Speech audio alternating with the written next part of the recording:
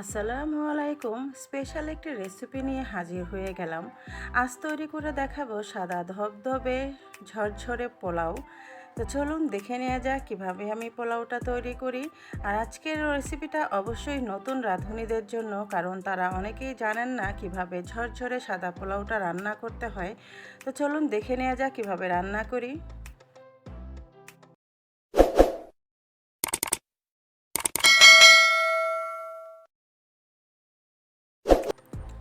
এখানে আমি একটা বড়সড় হাঁড়ি বসিয়ে পর্যাপ্ত পরিমাণে সয়াবিন তেল দিয়ে দিলাম। এখানে আপনারা ঘিটাও মিলিয়ে দিতে পারেন।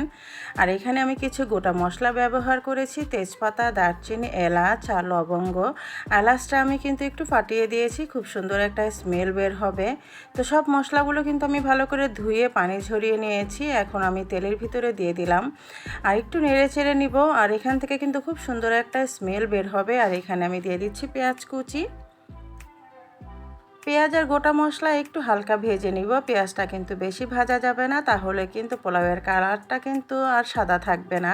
তো হালকা একটু নেড়েচেড়ে নেওয়ার পরে কিন্তু আমি এখানে পোলার চালটা দিয়ে দিব। আর আমি কিন্তু আজকে এখানে চিনি গুঁড়া চালটা ব্যবহার করেছি। আপনারা চাইলে যে কোনো ধরনের চালও ব্যবহার করতে পারেন। তো আমি আজকে এখানে 1 কেজি পরিমাণ চাল ব্যবহার করেছি। আপনারা আপনাদের পরিমাণটা বুঝে সেভাবে দিবেন। এখন চালটা ভালো করে নেড়েচেড়ে নিতে হবে। চালটা না ভাজা পর্যন্ত ভাজতেই হবে, যতক্ষণ না ঝরঝরে হয়ে যাচ্ছে। এই সময় আমি এখানে দিয়ে দিব 1 টেবিল চামচের মতো আদা বাটা। এখন এই আদা বাটাটা দিয়ে ভালো করে চালের সাথে ভাজতে থাকবো। আর এখানে কিন্তু আমি পরিমাণ মতো লবণ দিয়ে দিলাম। লবণটা সবসময় চেষ্টা করবেন একটু কম দেওয়ার জন্য, কারণ পরবর্তীতে চেক করে আর একটু কিন্তু দেওয়া যায়, কিন্তু একবারে বেশি হয়ে গেলে কিন্তু আর খাবারটা আর খাওয়া যায় না। তো এখন এই আদা বাটা আর চাল ভালো করে ভাজতে হবে, যতক্ষণ পর্যন্ত না একেবারে ঝরঝরে হচ্ছে চালটা। ভাজাটা কিন্তু হয়ে গিয়েছে। এখন আমার পানি দেওয়ার পালা। পানিটা আপনারা কিভাবে দিবেন, চাল যা দিবেন তার দ্বিগুণ পরিমাণ পানি দিবেন।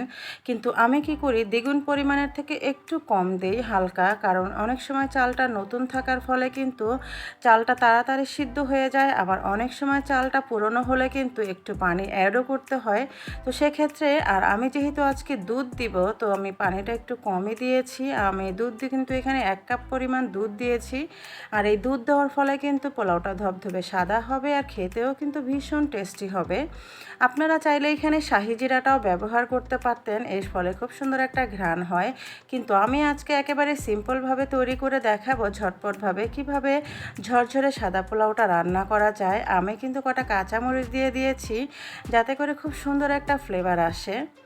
দেখতে পাচ্ছেন পানিটা যখন এরকম চাল ছোঁয়া ছোঁয়া হয়ে যাবে, তখনই কিন্তু আমি আগুনের তাপটা কমিয়ে দিব, মানে চুলার আঁচটা আমি কমিয়ে দিব, ঢেকে রান্না করব।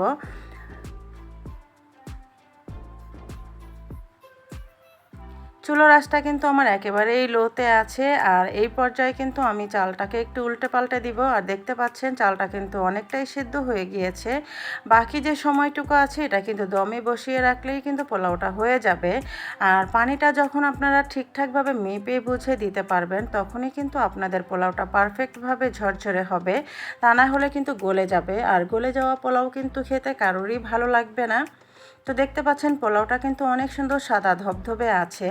তো আমি লাস্ট কিন্তু একটু দমে বসিয়ে রেখেছি। আর আমার পোলাওটা কিন্তু অলমোস্ট ডান। দেখতে পাচ্ছেন কত সুন্দর ঝরঝরে কিন্তু পোলাও। অবশ্যই এভাবে ট্রাই করবেন, আর পানিটা একটু মেপে বুঝে শুনে দিবেন, তাহলেই কিন্তু হয়ে যাবে। আর সবশেষে কিন্তু আপনারা ঘি ছড়িয়ে দিতে পারেন। আমি আর সেই ঝামেলাতেই যাব না, একটু পেঁয়াজ বেরেস্তা ছড়িয়ে দিলাম। তো আশা করছি আজকের রেসিপিটা আপনাদের সবার ভালো লেগেছে। ভালো লাগলে একটা লাইক দিয়ে দিবেন। আপনাদের একটা লাইক কিন্তু অসংখ্য ভাইয়া আপুদের কাছে আমার এই রেসিপিটা চলে যাবে। আর যখন ইচ্ছে তখন কিন্তু আপনারা দেখে নিতে পারবেন। প্লিজ আমার চ্যানেলটা সাবস্ক্রাইব করে রাখবেন। সবাই ভালো থাকবেন। আল্লাহ হাফেজ।